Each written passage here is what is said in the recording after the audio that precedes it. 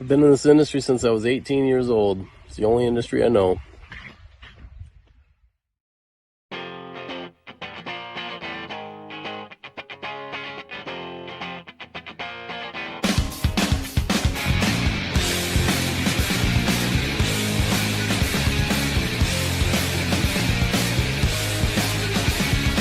Demand has grown quite a bit. Consumers want the product.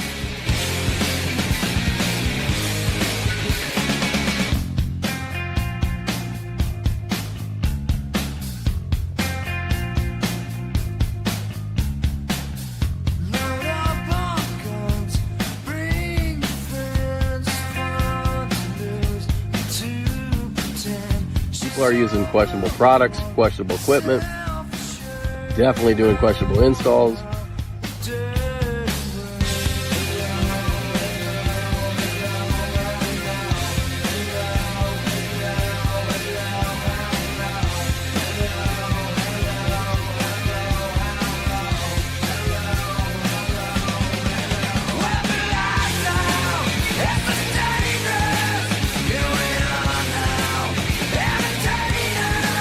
It's honestly quite embarrassing where we're at as an official trade and industry.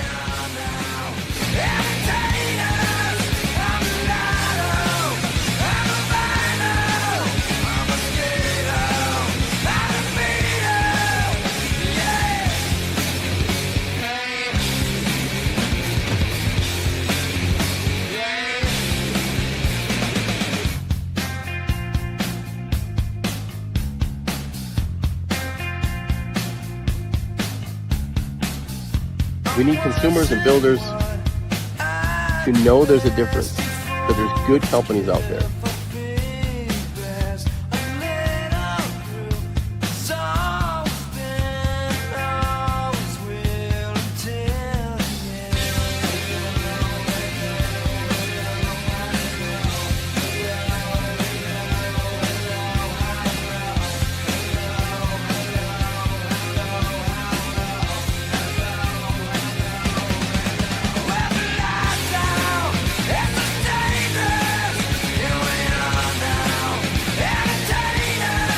You gotta start rewarding good behavior, and good companies need to start winning again.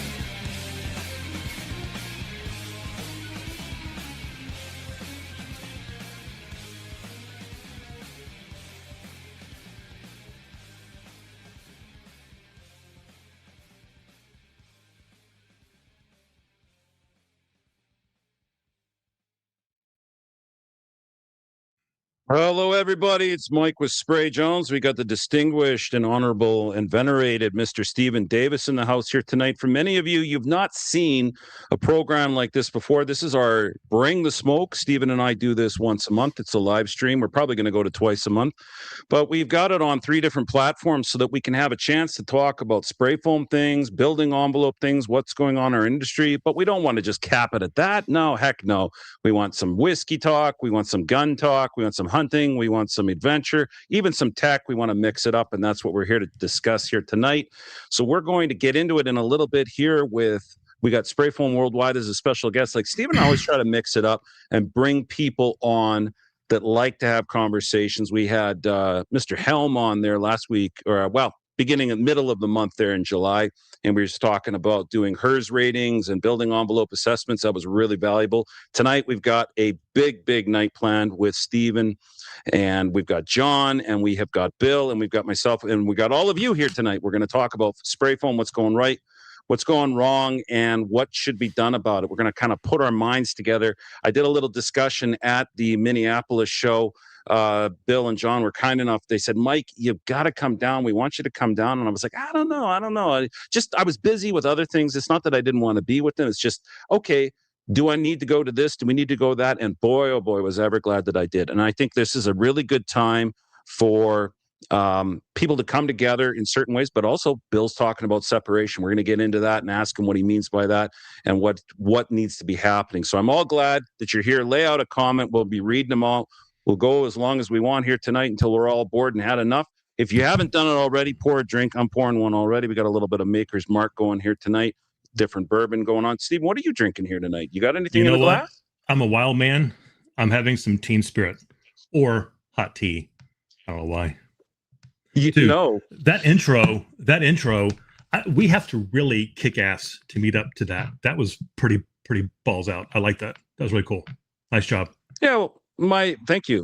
Take a little bit of credit. The editorial team that we've got put that together, and just wanted to get something with Bill on it because Bill, back at the beginning of June, the whole reason that this started here tonight, the reason that the impetus for this was somewhere around June 3rd or 4th or something, the beginning of June. Bill had put out a post on Sprayfoam Worldwide saying it's time to do separation. He was called for unity, but then was calling for separation. And I listened to what he had to say, and I was like, wow, this is good. I need to reach out to him. Let's have a conversation. Let's discuss what you're seeing, what I'm seeing. And that kicked off what I think is the beginning of a good friendship on, hey, what's going on in the industry? What's going right? What's going wrong? What have you seen over your 10 years here of doing this? And we're going to get them on here in a second. They're sitting in the background. We're going to go. I just wanted to get everybody sort of the ice broken and say hello. And there is time. I think we can all feel it, that in the air right now, how it has been is not how it should stay, and that we need to bring in very decisive and positive change so that we don't go down a road in a direction that we don't want to as a spray foam industry. What do you think? I fully agree. And, having Bill and John on here is a great chance for us to have a conversation specifically around spray foam. And I like to think that this is not a one-time conversation, rather it's something we can have John and Bill on 2, 3, 4 times a year, kind of checking in. It's a great pulse check for the industry. I think it's got a huge amount of merit. So I'm very excited for that. Of course, we have other guests lined up right now. We have 2 or 3 other guests booked out for September and October. So I'm super excited about that. We'll announce that later. But I would love to have some folks come back for extended conversations. Absolutely. And I think and I think we really want to hear from anybody who's listening or watching now or later. If this seems like a good idea, you want to see John and Bill come back, cool. Let us know. That's how we know this is working. Yeah, if they haven't lost their cameras, trying to track down where they had loaned out all their cameras and their microphones. So we're like, okay, not a problem. Put those things on a shoelace string. For those that you don't know, Stephen, just do a little shameless plug where you're from, what your industry is, because some people know you, some people don't. Why are you sitting here? Why did I leave the back door open with it unlocked? How did this guy get in here to begin with? Yeah, sure. I got into the installation industry after my high school year before I went to college as a summer job, and it's been 42 years of summer. Worked at mostly commercial for the first 20 years of my career through college and into the working world, and then went residential in around 2001. Went to work for a company called Masco, which has become True Team, and what they are calling themselves, I guess now. Worked for the Environments for Living program, and there the Environments for Living program was the eye-opening experience that I was wanting to educate myself on what's going on inside the walls. How does a building work? How do structures come together? I was lucky enough and fortunate enough to be trained by folks like John Tooley, Joe Stiebrick, who's the godfather of building science, John Straub, fellow Canadian. A lot of them are Canadians. Gord Cook, Justin Wilson, a bunch of great guys. And the most valuable thing in that job was people were very interested to learn how to do their job better. It was never that you're doing it wrong. It was a matter of, this is framing how you're doing it today. This is a bit better way to do it. It's not going to take you any longer. It's not going to be more expensive, but it's just more resilient. And how do we build in more resilience into our structures? And that was a trajectory that I have not gotten off. Got into spray foam, went through a couple different companies of spray foam. Most recently helped start off Quadrant Performance Materials. Then I went and visited Accurate Dynamics. about a year and 4 months ago, and I had my lid blown off because you get to a certain point. I don't ever want to say that I know it all or I'm an expert. I can't stand that word for me personally, but you get to a point where you kind of seen it, you've been there, you've done a lot of things, and then you see something that was like a holy shit moment. And I saw a side of the industry that I didn't know existed, and a way of doing things that I didn't know existed, which told me back 24 years ago, 25 years ago, there are better ways to do certain things. Opened my eyes. I was like, oh my God, holy cow. Talked with Trey, met, had a lot of conversations with him, fell in love with him, fell in love with the technology of the company, and here I am. This is not a commercial for Accurate, but that's how I got here, and where I am today. But I also look at this as an extension of my job, because I have an opportunity to, like Tom Harris and I were on, I think it was last week, just answering building science questions on Thinksprayfoam, our community, and had a great conversation. And I love doing that kind of stuff and be able to, if we can reach one person or have one person say, "Oh wow, I didn't know that," or "I learned something new," or "Let me try it that way." Well, then that for me is my job is done. It's very fulfilling for me to be able to impart whatever wisdom I can on people. I get a huge charge out of that. But that's my more than 25 words of how I got here.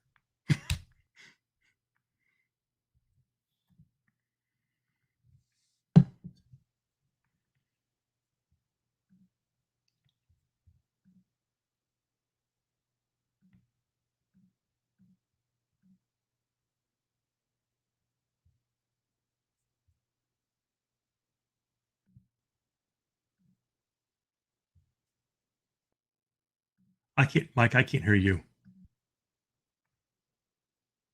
That's my dumbness coming through. Yeah. So for those of you that don't understand, and I won't mute my mic again while I'm sitting here listening to you go.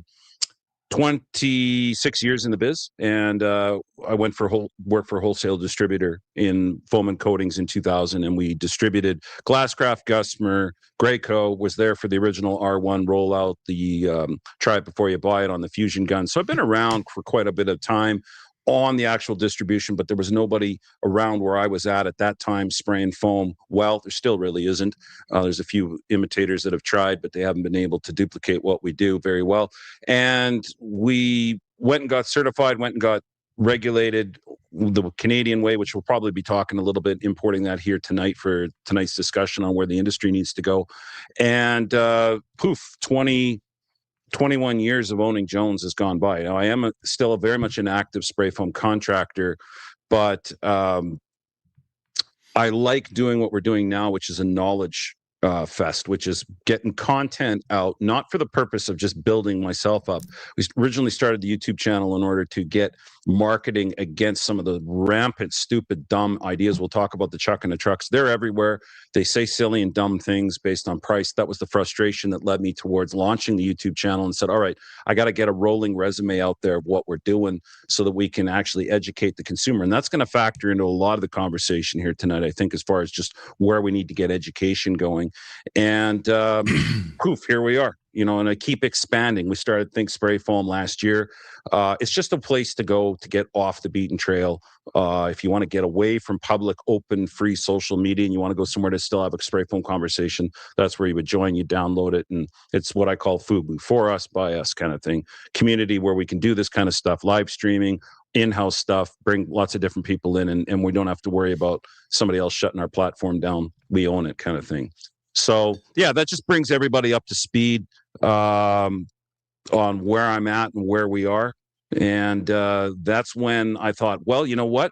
There is time to start talking about, I think everybody feels it. The industry is going through some birthing pains. It's been okay for a very long time. We've sprayed a lot of really good foam, but we've all sensed it and felt the frustrations that things aren't quite what they should be. And when I got invited to go down to Minneapolis, I did a breakout session there. And we're going to bring Bill and John on here in 2 minutes or less.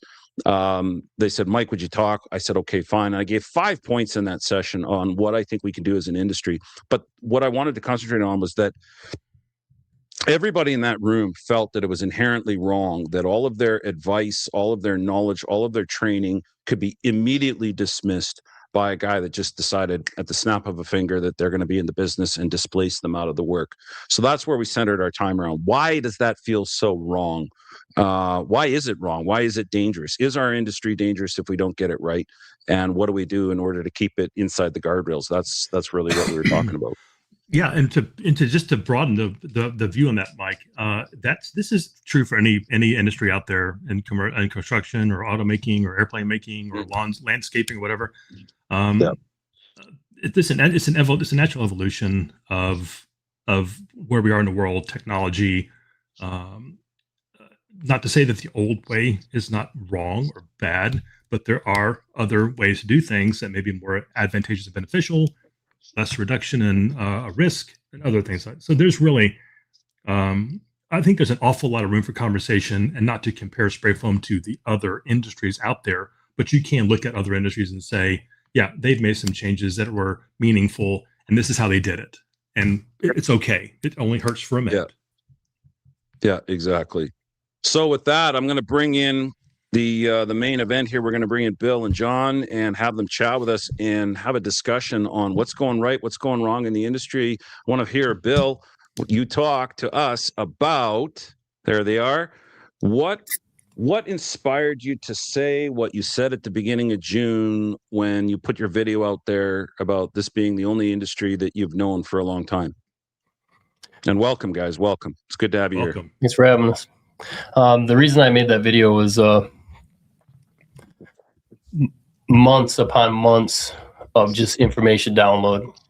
John and I sit in a pretty unique position in the industry. We get to talk to everybody, the suppliers, the distributors, contractors, the sprayers. We talk to everybody, and I come from the field. So I can relate. That video was put out because I had seen this pattern. This pattern started to form of a lot of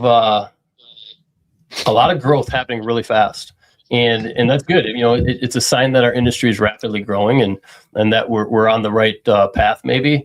But it's like you just said, when you start to see people coming in at such a clip that it is surpassing the knowledge and the professionalism that's being gained over years, decades even. And somebody can come in and just start cleaning your clock and taking your jobs, that's the capitalistic way, but when they're doing it and messing things up, you start to realize that this is turning into an issue and it isn't slowing down. One of the things that we started seeing is we have people that try to join our network every day. And in our network, every day we're seeing people trying to join that aren't in the business yet. They're looking to start a business, and they'll say things like looking to start a business, looking to buy equipment, and we don't let them in. But it's slowed down a little bit, but for the last year and a half, it was like 3 or 4 a day saying looking to start a business, looking to come into the industry. And for us, there's got to be a path for people like this. You can't just come into the industry, buy equipment, and go and start spraying tomorrow with no experience. And that video was prompted because I see that there's a lot of people coming in. There's no pathway for them to gain the experience that they need. And they're kind of just plowing their way through the industry, finding themselves in desperate situations, leaving a wake, and then we're all having to absorb that reputation. So it's like, I'm going to put out a video, and I'm just going to check the temperature of the group, check the temperature of the industry. Are people seeing what we're seeing? Are they going to get behind some ideas to do something about it? Are we already on a path where we can't put it in reverse? No, absolutely. You said you shouldn't be able to see. Here's the thing. You made a statement that's powerful. Let's all flesh this out. This is us getting together, and everybody's in the comments here. Meeting of the minds. We all feel this is wrong. Why is it wrong to say I went down, I got a Temu rig, or I got a used rig, or I even got a brand new rig, a $200,000 one, a $20,000 one. I'm up and running on a Wednesday. I got, we won't say it trained, orientated on a Thursday. And by the weekend, my first set of foam arrived by credit card. And by Monday, I'm on a site either competing against you or doing some work. And why is that why do we all feel that that's inherently wrong? What do we know? What is going on that we say, oh my gosh, that shouldn't be allowed? I want to bring that out here tonight.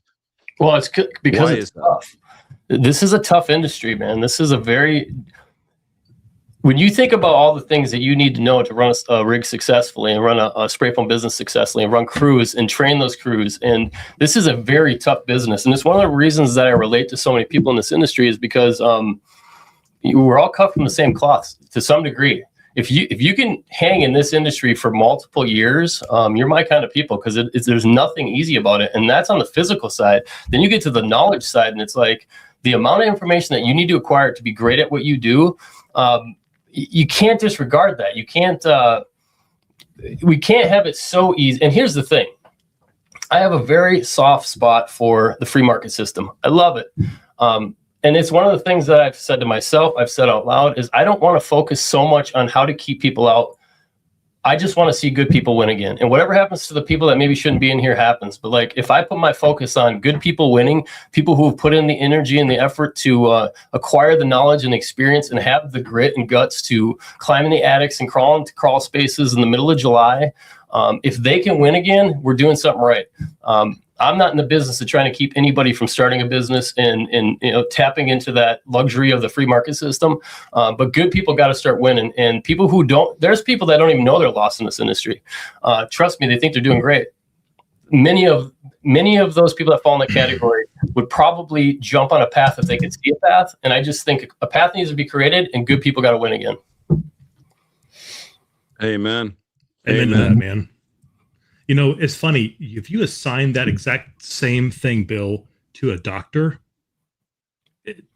who in the right mind would say, you know what, I did this mail order class from the University of, I don't know, pick an island in the Caribbean, and I did a weekend class, and now I'm a surgeon, or I'm a gastroenterologist, I'm an intern, whatever. Who in the world would think that's okay? Now, obviously, there's a chasm here with education and other things like that.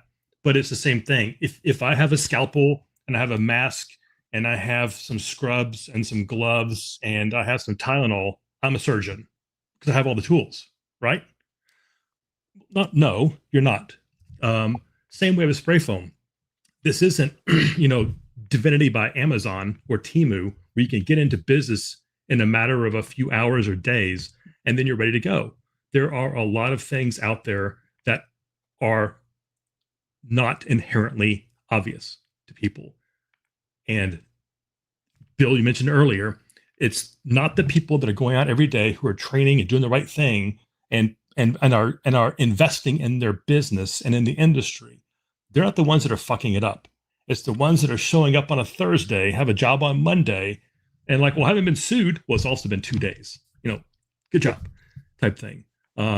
They're the ones that are peeing in the pool, but yet we're all getting blamed for the water being bad or whatever. Right. That's, yeah. Well, it's we've all heard about the UK stuff, and I was just got my return email from Steve Jewell over in the UK. We're going to do another podcast with him and discussion. It's very bleak out there right now, to the point where it's been bad. They gained some ground back, but recently, he told me in the email, and I think we're going to get Steve on if we can. There's a huge time zone difference. There's 6-8 hours, so we're doing it in the middle of the night for him. But I'd love to get him on and chat. But there's a big industry right now that is more powerful in removing the foam than installing it. And they have freaked enough of the surveyors and mortgage and realtors and everybody else that what Steve said is that the engine now is juggernauting for, foam, you don't want that stuff. And they're motivated through the money to say that. And so now they're fighting those guys, which are getting paid and paid well. They always say you got to get your money right before you go to war. Right? Those guys have got a war chest of money, and the spray foam guys don't. And nobody wants to come in and give Hail Mary money to a dying industry. So I think what we've got to do here tonight is start fleshing out and showing that, one, we got to have a culture change. Like, yes, those of us that do it right, I think probably the majority of the people that are in here in the chats and are watching this, the 136 people that are tuned in right now, do it and do it well. That's not the ones that we're worried about. We're worried about the ones that have gone rogue, that are bad, that aren't going to be on this program, that don't care, that steal the jobs away. So what do we do? How do we change an industry to protect it? And I'm going to start with, eventually here tonight, I want to start with I want to start a new hashtag called #future-proof spray foam, meaning how do we future-proof our industry, that we have a future and that we have proof that our foam works, and how do we build the industry up? #future-proof. When I was at the Spray Foam Worldwide convention there in Minneapolis, I gave a discussion breakout session for 3 hours, and I gave out 5 things, and I want to just throw these out there, and we all discuss it, and I'd love some feedback for those that weren't there. One, I think we've got to distinguish a hardcore set of standards that the foam is tested to, that all aspects and attributes of the foam, density, off-gassing, VOC, like all of it, water absorption, all of it is tested hardcore. Now, I know the foam's tested now, but I want to get down to where we have something similar to like the standard that we have in the north here, which is backed up to a ULC standard. See a UL standard hardcore, say this is the material that meets all of the intent of the building code. What do you guys think about something like that? Sure. I think that things need to happen before that can even happen.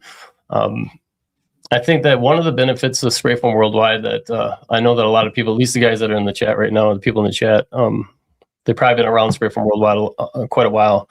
And there's a lot of unity that has come from that network coming together. And I think that's step one, is you gotta pull resources together, and that unity has to come together. And, you know, I made that video and I talked about separation.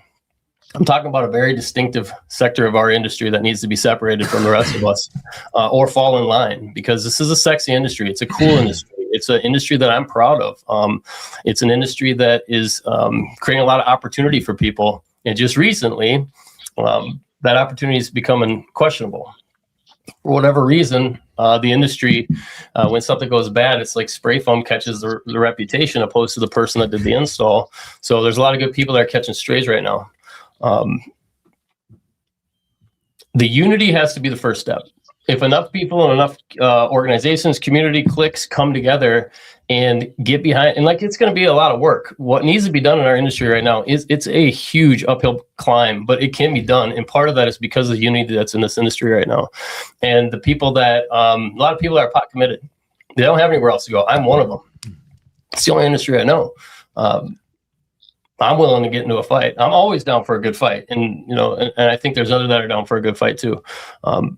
But we got to pull resources before you can get into even what you're talking about. I do think is possible, but I think that's probably step 3 before it's step 1. You know, Bill, I'm going to take you up on that and just kind of slightly wedge myself in between the two theories here. I would rather have more education and doubling down on education and training versus product certification. Here's why. A very educated, good trainer can work well with OK foam. A undertrained sprayer is going to be struggling with very highly credentialed foam, because it doesn't matter about the credentials. They're not trained to do it in the first place.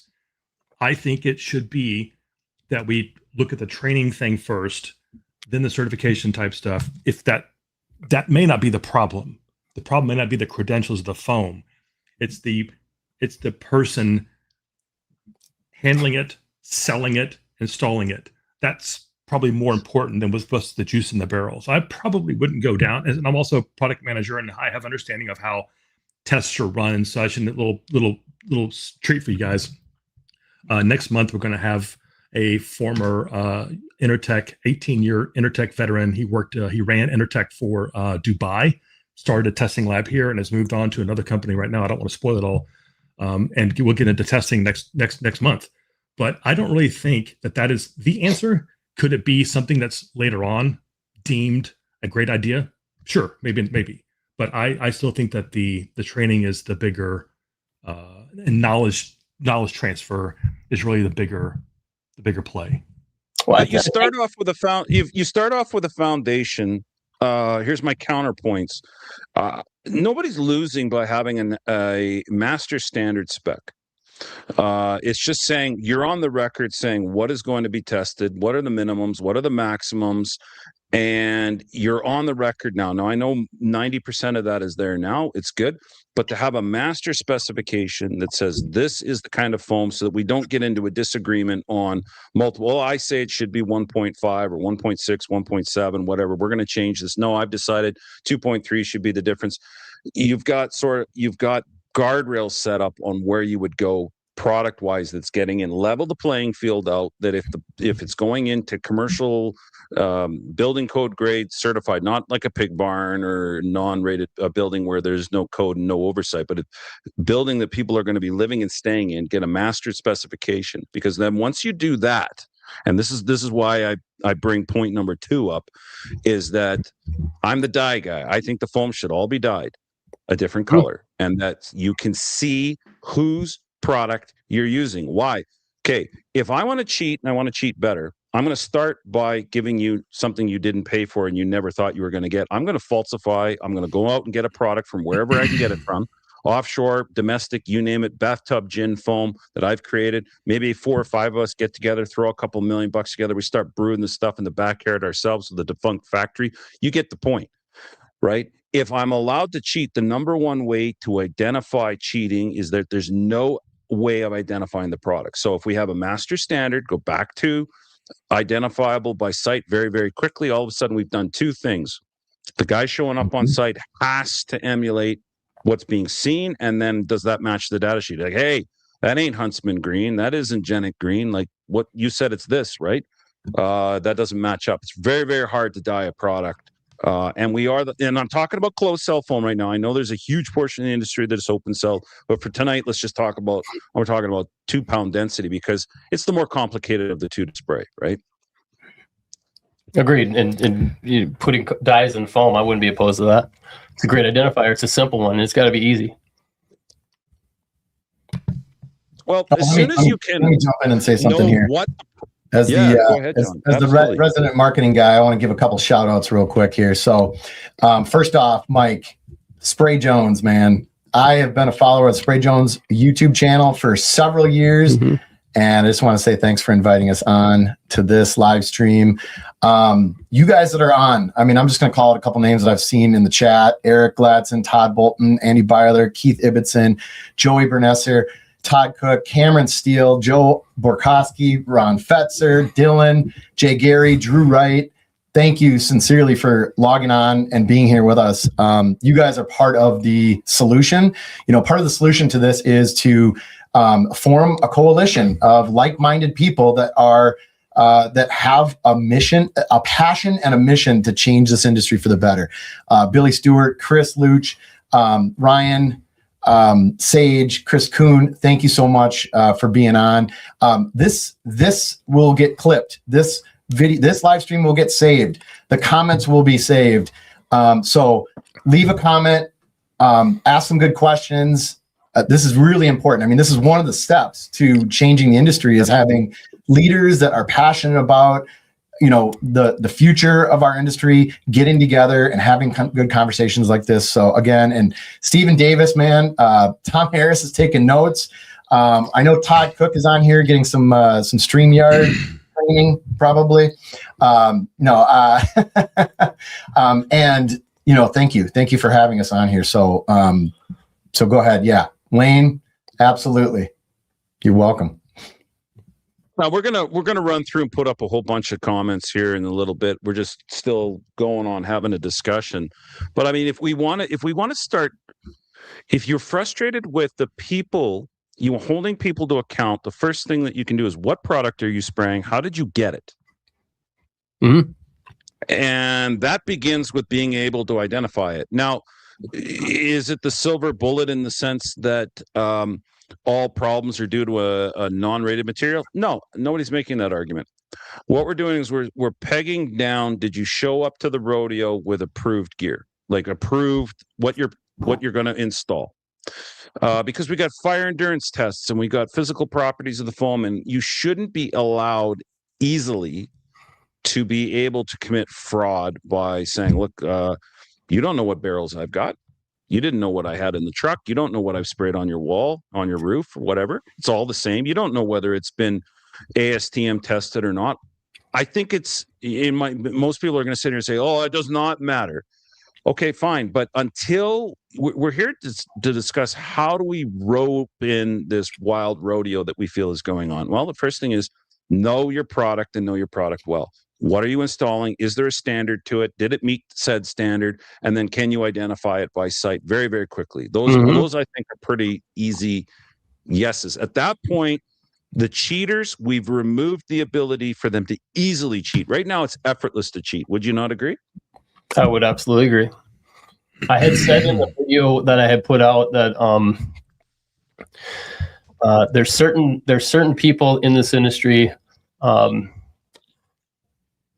are kind of making us all look bad, and the type of person that I'm talking about has. I mean, when you just think about the world that we live in, the last 5 years that has occurred after COVID, it was really when we seen a spike of people trying to create their own business. They don't want to work in that world where they're kind of just shoved around and told what to do, and now go home and work and still produce all the work that we need you to produce. And it was a weird time, and I noticed a huge spike of people wanting to go out and start their own businesses. And I would sure hate if anybody was trying to stop me from starting a business. But there's this cheat that's happening now where whether you don't know you're doing it, or you don't know what options you have, but there is very questionable equipment. There's very questionable products coming in. An identifier would definitely help to pinpoint that. Who's going to set that standard, and where is that going to come from? I don't know if the manufacturers within the U.S. would buck that. I don't know if that's something that that's ever been brought to the table on a larger scale kind of question. But I think that then that would have to come through the SPFA, no? Like who's gonna kind of set the standard for who gets what color and how that's going to be categorized. I think that people can decide that. Well, I mean, how did Huntsman ever decide to be green? I guess true. Who mandated them? Who mandated that? I'll tell you, it came out of the old Demilec days of being in Canada. Okay, so in Canada, that frog green, that Quebec de green was the heat lock foam, which they took down to the U.S. and brought it with them. Now, what I like is they never got rid of it, and so I mean, I'm going to keep championing this for a while because I believe in it. I love spray foam. I'm unapologetically pro spray foam. I'm not into fiberglass. I'm not into bats, and I don't want to see any damage done to our industry. And I mean, Tyler Fisk has said it right here. He says there's going to be a headline-grabbing failure with a non-rated foam that will deeply impact the industry. And I was like, okay, absolutely, non-rated foam. So how do you differentiate non-rated foam? Well, first of all, you got to have a standard to say it's rated. Like, check all of the boxes, not 2, not 3, but there's like dimensional stability, adhesion, coadhesion, water vapor permeance, flame spread index, R values, all of these things. Like, there's a lot of different things that should be and I think volatile organic compound emissions need to start being tested. They are in a lot of cases. Huntsman does it, and others do it. But it should be a mandatory part of said standard. Okay, and that's what we would be deemed a rated material, if you will.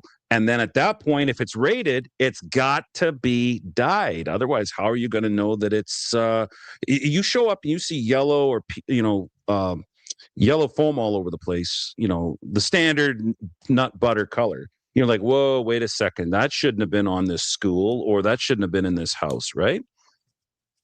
Yeah, I agree. I have no argument to the dyed foam. I have no problem with it. I think it's a great idea how we get there. Maybe it's optional and not regulated, but the manufacturers decide it. But there's great manufacturers in this industry. And, just like on the contractor side, they too are dealing with imposters. And John had pointed this out about the AI factor, where it's like it wasn't that long ago. We seen a company that kind of popped out of nowhere. And they were kind of pimping that they've been around for a couple decades. But if you did a little digging, you realize they had just showed up in the last couple weeks or a month. And they're using AI to kind of position themselves like they are a family-owned, multi-generational company that you can trust. And it's like, I don't even know if they were selling a product. They just might have been straight up taking money. I have no idea. But like, that's the world we're stepping into. Yeah, absolutely. I think that you bring up a great point, and Tyler Fisk, thank you for your comment. That was very salient to say, and that's a situation where a headline grabber like that can be very problematic for a number of reasons, because it casts a cloud over the industry, not the applicator or the people involved. It's a blanket thing. Well, if one person did it, they all did it. Well, that's obviously not the case, but people have a very interesting view on certain things. The other piece of the equation is, and hey, Keith, glad you're here, man. I hope your shoulder's okay. I think he just had a shoulder replaced like a couple of days ago, so he's probably can't be, but we love Keith. Fellow photographer. Yes, he is. He shoots some pretty cool stuff, and he's a lot of cool rock shows and such. And I completely lost my train of thought. Fuck. But Tyler's comment is great, because that's a big problem. Oh, I know what I was going to say. The SFC, the Spray Foam Coalition, is a organization of they're upstream. That's the manufacturer group. If you're purchasing through a Spray Foam Coalition member company, or through an organization that sells materials that are manufactured by said SFC members, going through a distribution and such, I think that there's inherent quality there. Now, the quality, I think, is all very, very good. Then it comes down to choice. I kind of want this one versus that one. This one does this more than that one, or maybe it comes down to price. This is 15 cents a pound, less or more, whatever. But if we're buying from them and installing under a certain set of rules, then a lot of this just kind of melts away. And it's just, at that point, it's noise. Then the ones that come in sideways from other countries with unfounded things, and John, you brought up a great point about AI, and I think I saw what you're talking about. I searched the shit out thing, trying to figure out who they even are. We have to look out for that. This is a brave new world. And I think if you stay with the tried and true and don't hop off the reservation, then that will absolutely help sustain the industry for more profitable work, and for less people shit in the bed, so to speak. Couldn't agree more. Well, yeah, and those of us with communities too, I'll just say this. What a great opportunity and responsibility that we have. If you're a member of Spray Foam Worldwide online community, if you're a member of Thinksprayfoam.com community, it is getting so much more valuable and important to have these real life conversations. And it's funny that Facebook Meta is now prioritizing getting bots out and actually prioritizing real people and boosting their investment in marketing groups, private groups, groups like Thinksprayfoam, because it's real people discussing real things. And so we have a really great opportunity and responsibility to continue to have these types of conversations. And, the people that are in here right now, Corey, I agree with what you said. Mike Rucker, want to just call him out. SPFA accredited company, great job. The SPFA is about to announce some news about accreditation in the coming weeks. Frank had said it. I don't know if you remember this, Mike, on the panel discussion, but they're going to put a lot of more muscle behind accreditation and PCP certification. So that's something also. I mean, we've got other, the Seal of Excellence, some of these other ways to differentiate who is doing good and who is not cutting corners. But like Doug said, we need to create a format to identify who these great companies are that are not cutting corners. It's not all about cheating and stealing. All these trucks in a truck can do that, but it's about cutting corners, man. And if we don't have community, if we don't organize behind a mission, if we don't support industry certification and separation, then we're going to get desperate. And when you get desperate, you cut corners. And that we don't want to have happen. Well, we're living proud to everybody for being here. Yep. We're literally we're there now. We're there, exactly. The industry right now, like what happened in Canada was we had our Chernobyl moment in 1980s where they banned all foam due to urea formaldehyde. And what was going on with urea foam formaldehyde? I covered this in the breakout session. And by the way, guys, I was really glad to be down there. It was good. Oh, it's good to have you. Eufy was pumped by non-ratio determining gear pumps into the walls. They could thin the ratio out. No digital oversight. There was no oversight on what the product was being made in the factory. This was in Canada. So you could make a product one way this week and a different way 2 weeks from now. If you got a different batch of materials, you could swap it out. So, and then there was no expiry dates on the materials, so it could go bad. They didn't know when to install before such a said date, and the installers could really play with the ratios. And you were pumping it into the wall. You weren't seeing what was going on, and the government was handing out grants for energy efficiency upgrade. This led to a perfect storm of people wanted that money, government money, and they were going to pump. If you could pump 5 houses out of a set of foam that should only be legally or allowed chemically wise to do 4, you can do that. Now people are getting sick. It's smelling. It's doing certain things. It's collapsing. Dimensional stability is totally off. And that set the spray foam industry in Canada back an entire generation, because the government walked in and said, all right, that's it. We're no longer handing money out for this stuff. They yanked it off the market, and they yanked polyurethane foam off the market as well. And the polyurethane industry came to them and said, whoa, wait a second. We are entirely different chemistry. We're installed in a different way. We're made in a different way, and you can't treat us with the same tar brush. And they said, all right. If you want to be back in and selling your product, here's what's going to have to happen. And this is why I'm talking about this. I think these are all smart ideas. I really do. This isn't a communist idea. This is just common sense. If you had to design something to protect the consumer, the installer, all parties involved, it's all win. Okay? Nobody's losing on any of this. Everyone's going to win. The manufacturer's going to win, the installer's going to win, and the end user's going to win.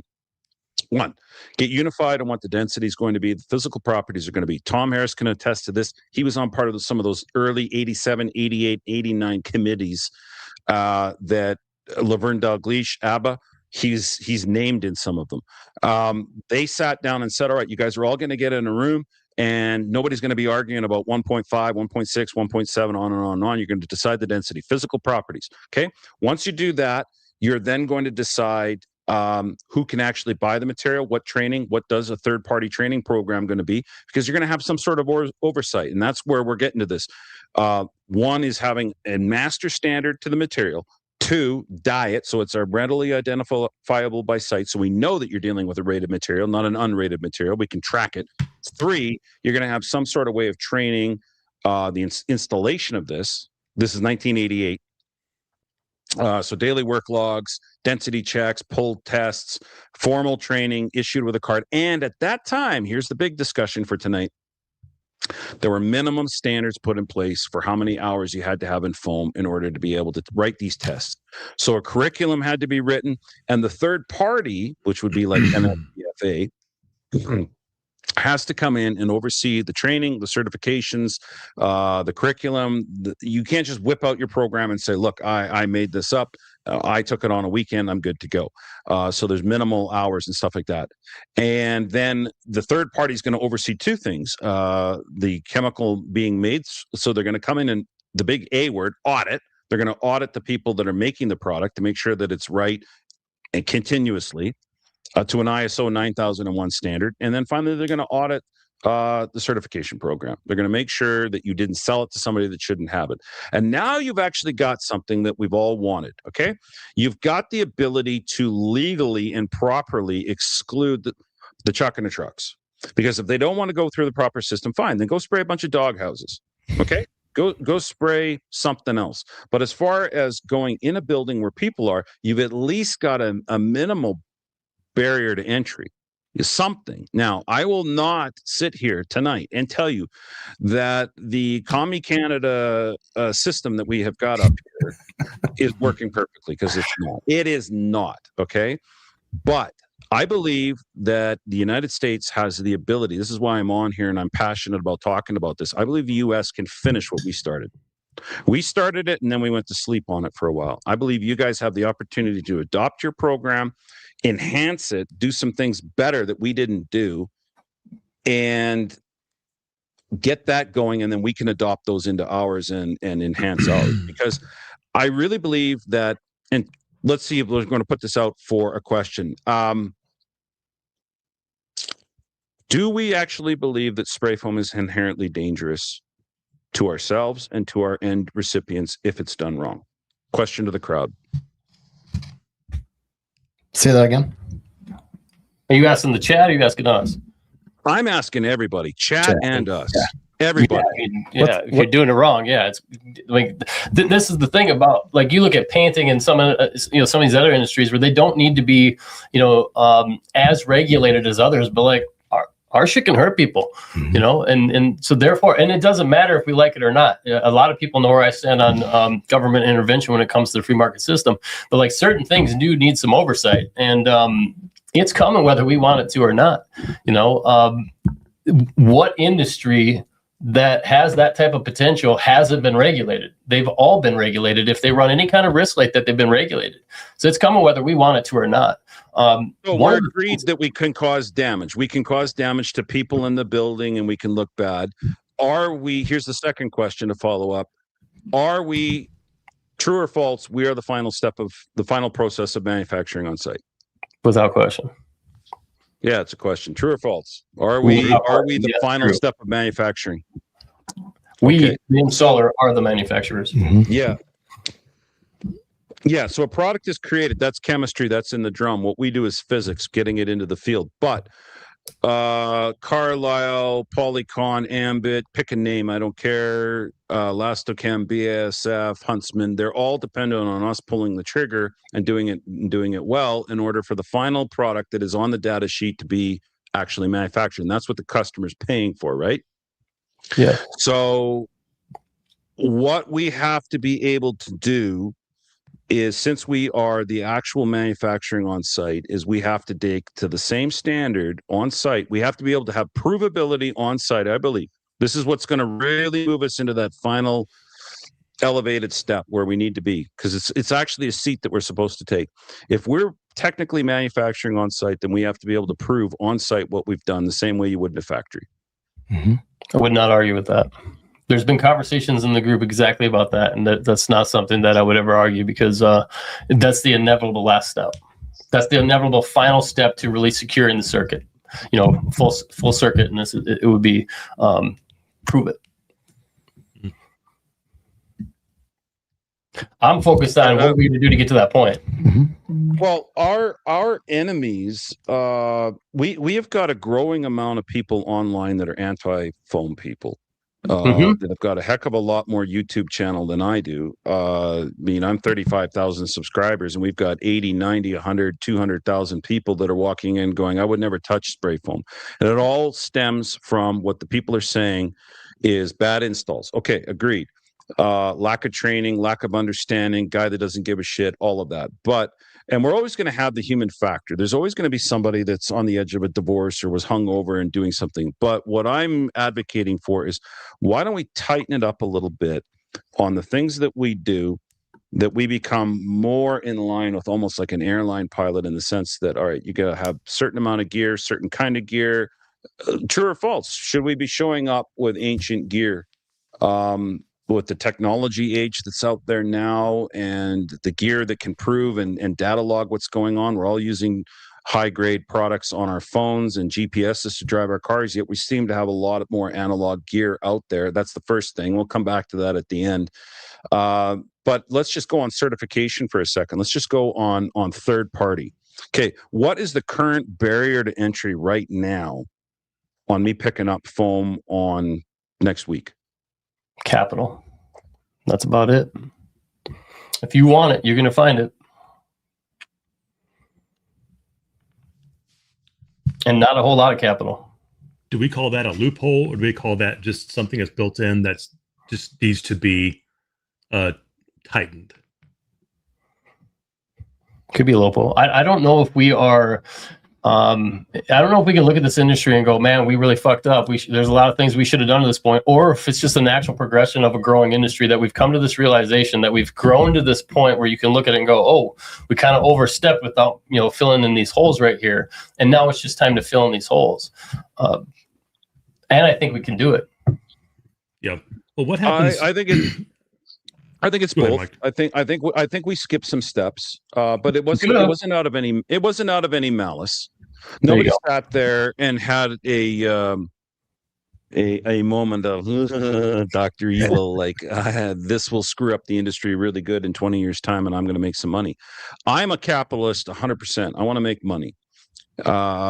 I just want to not do it at the expense where we are knowingly walking in and leaving things open to where my business can be harmed easily by the other guy that doesn't care. Like, I'm going to take care on what I do.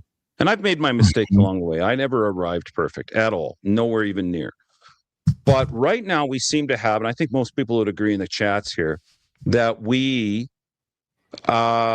left the door open to where there is zero barrier to entry. Temu rig, used piece of equipment, questionable foam, untraceability on where that foam came from. Don't know. I can lie with the data sheet. It's optional to be SPFA member, optional to be PCP. Someone's going to sell foam to me, a distributor right now. And everybody's scared about saying no, which I find to be very intimidating, because they go, oh no, this guy wants to buy foam and he's the cousin of this guy on the job. And they got 200 of these houses to go do. Let's just get them out there and get them working. What other industry? You said it earlier, Bill. You said it in your video. What industry behaves that way?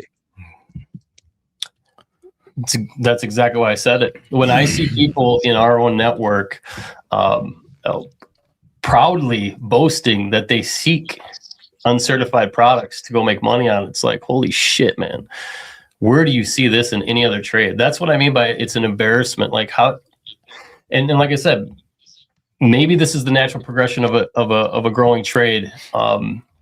That you start to see these pitfalls, and it's like, oh, we got to do something about this. And I agree. I don't think that there's any malice in the situation that we find ourselves in, but here we are, and these things are happening. It's like, if we don't do something, if we don't adjust in some form, we are really going to regret this. And I said that in the video too. It's like, we better get our shit together, man, because I think the clock is not necessarily on our time. And given the number of jobs that are happening every day and the number of people that have come in that aren't necessarily qualified to be spraying foam, it's going to catch up to us. Something's going to pop. Hang on a minute. What's qualified to spray foam? What would qualify someone to spray foam?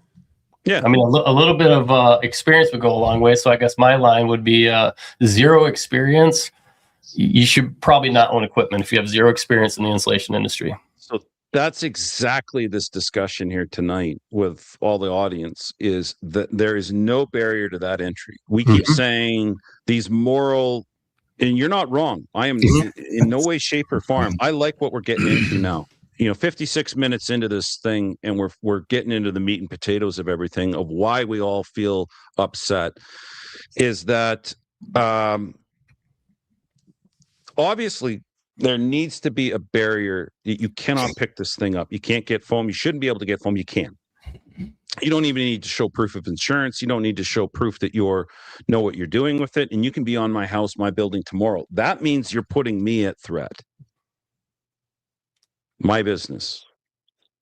And right now, everybody's arguing about whether or not we can put any barrier entry in. Nobody wants to go first. And that's, if we shake the underwriting industry, I think they have the ability to do to us very quickly what was done in the UK. Now, I am not trying to be a doomsday person. I am not. I'm saying, look at the logical, I'm Spock here. Look at the logical progression of where this goes. If we scare the underwriting enough to where they aren't sure about it, they'll just raise the rates on everybody to the point where we can't insure spray rigs easily. When you said, waiting for the person to go first, both John and I started kind of slowly nodding our heads, because I think, and I think I saw a twinkle in Bill's eye too, that's part of the issue too, is who is going to be that leader? Who's going to take that first step? It doesn't have to be huge. We don't have to go from where we are to perfect. We can go from where we are to better. I don't know what better means, but we can be better, and then we can do better again and again. But who's going to take that first step? I think there's going to be a whole lot of people taking that first step second. The fast followers. We're going to have a whole bunch of them. Agreed. I don't know who that first person or party is. It's risky. It is minorly insane to think about it, but it's like Steve Jobs when in 1984 he did the crazy ones speech. The crazy ones who are able to see things, do things. That speech resonates with me because I do some batshit crazy stuff. And I'm an early adopter on some weird shit. But that's who we're looking for, is that person or entity to say, hey, this would be a path forward. Are you with me?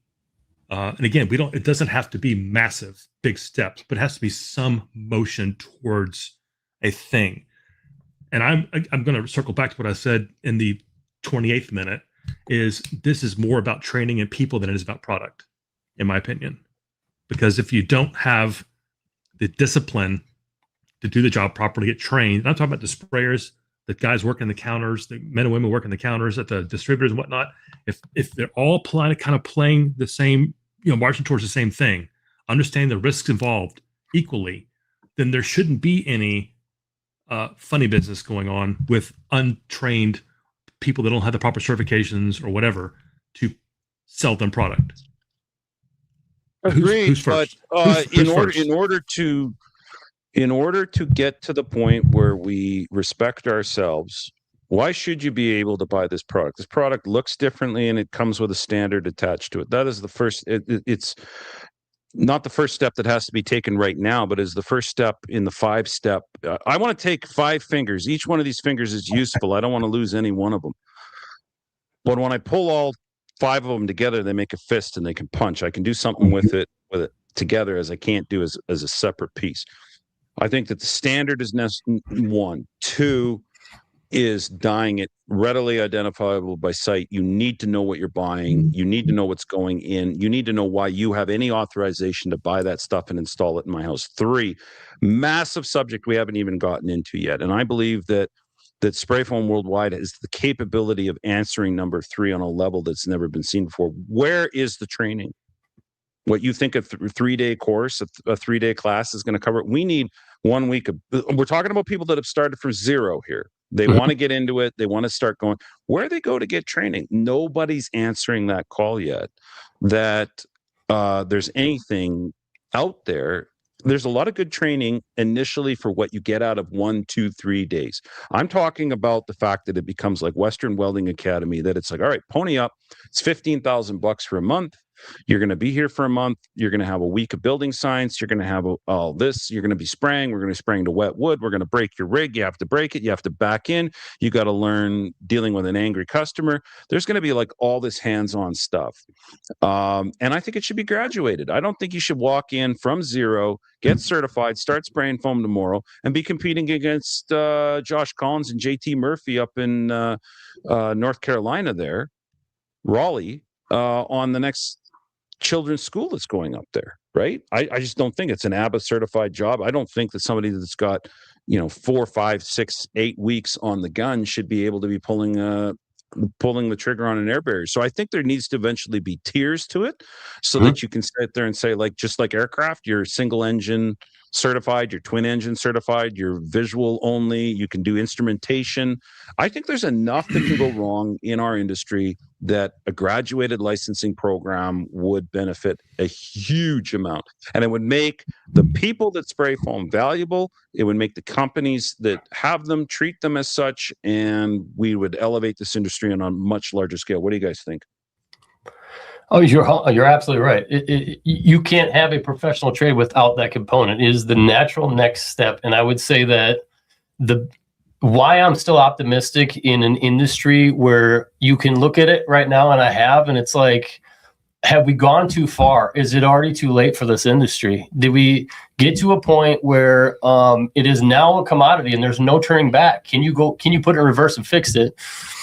And I think the answer is, because of the network that at least we have within Sprayfoam Worldwide, and these gyms that have surfaced over the last 2, 3, 4 years, we've got really great leaders in this industry, and those leaders are starting to really step up.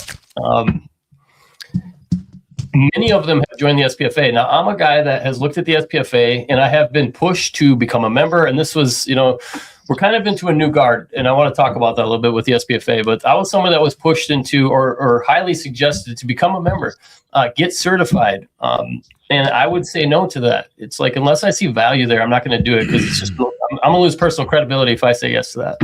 But in order to get to what you just said, you got to have bold leaders, and you have to have them in numbers, and they have to be down for a fight. And like I said, I'm down for a fight. And I know that a lot of these guys are also down for a fight, but it's going to take an army. And I said that in my post earlier today. It's going to take an army to accomplish what we need to. Regulations coming whether we want it or not. So we might as well get our shit together, pull our resources, and start to build something in this industry before that day comes. And I honestly believe we're looking at the leaders that will be looked back on 20 years from now saying, thank God we had those guys step up when they did. And there's some stuff about the SPFA that I don't know if, I think I'm going to just say it when we get to that point, because it needs to be said and people need to know what the SPFA is doing. John and I were working on something for a while. When I made that video, I also had a next step. We were working on something that we were going to launch in this industry to try to create separation, to try to at least highlight the professional. You can only look at these people, like, think about certification. Nobody's holding a gun to your head. And then you look at all these people going to get certified, and it's like, they're doing it because it's the right thing to do. They're barely even being rewarded for it unless they're running their own marketing on it. But like, they're jumping through all the hoops. They're taking a test and proving we've gone through the testing and to prove that we are qualified to be installing this product. They never needed to. And then when you watch those people lose, it's like, this is not right, dude. Those people need to be winning. I guess you could probably talk about some of the stuff that we were working on. Well, first off, Todd Bolton, whoever is at Foam and Coatings on YouTube, type in your name, because I'm curious who you are. You've made some really good comments. And Eric Gladson echoed those. Todd's bringing up some interesting points too. The complicated thing around this is what at Foam and Coatings originally brought up, which was all this is great if all this is great, but if we can't educate the consumers, the homeowners and builders, on why this is important to hire this contractor over others or spray this foam or over other foams, none of it's going to work. The economics around this challenge are very difficult.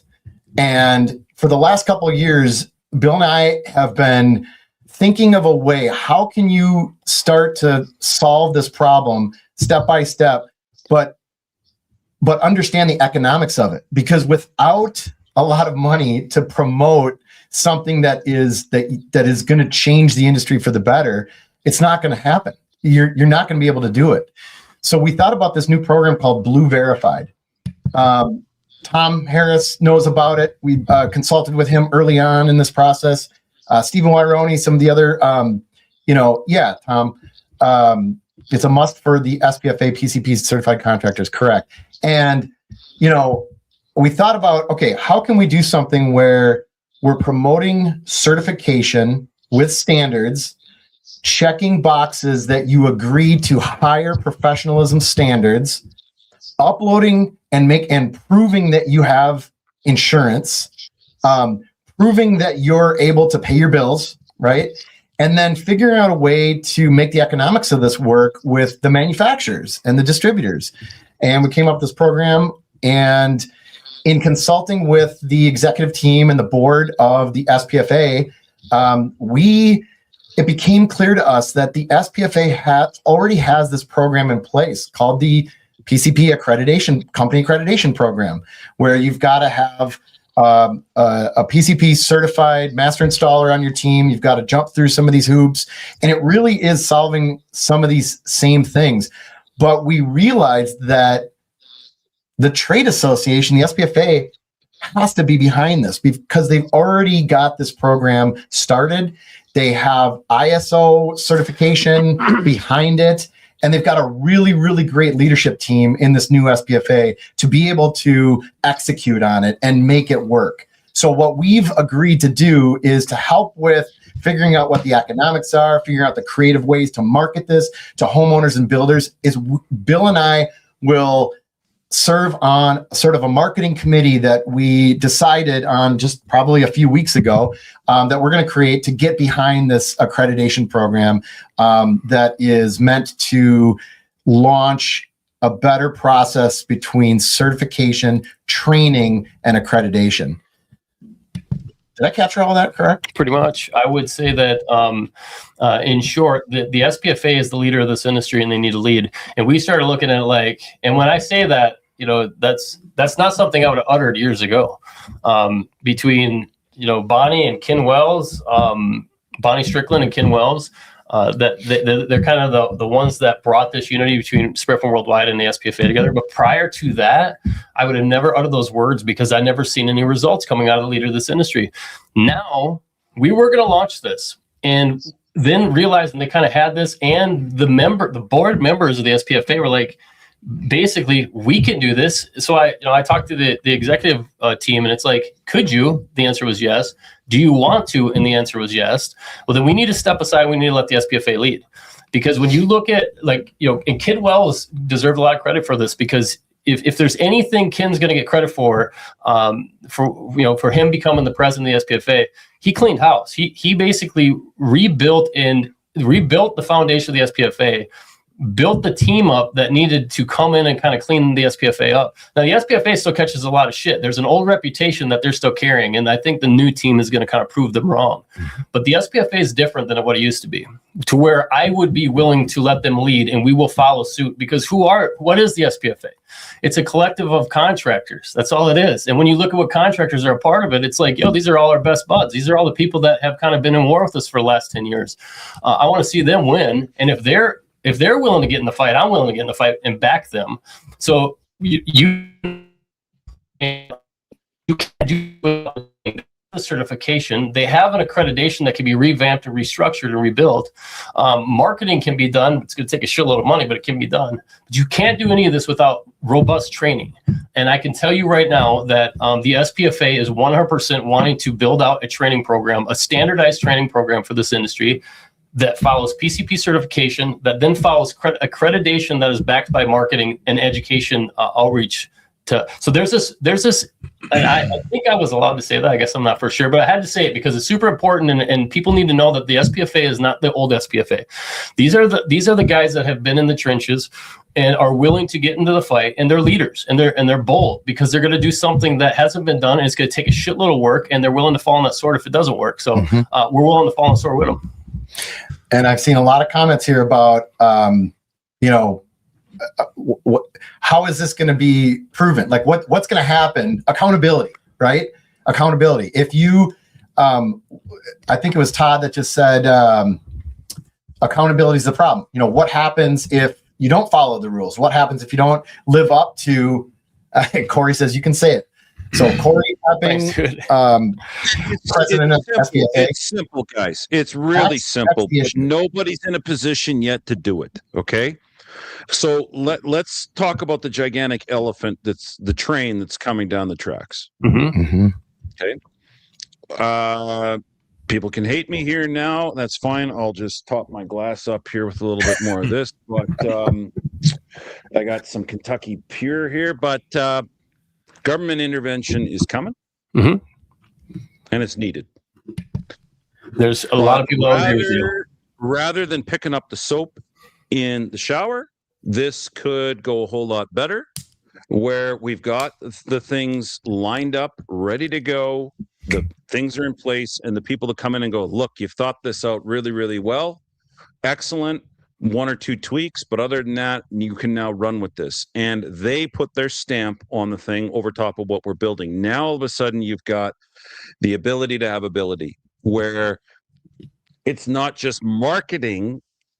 It's not just somebody's good idea.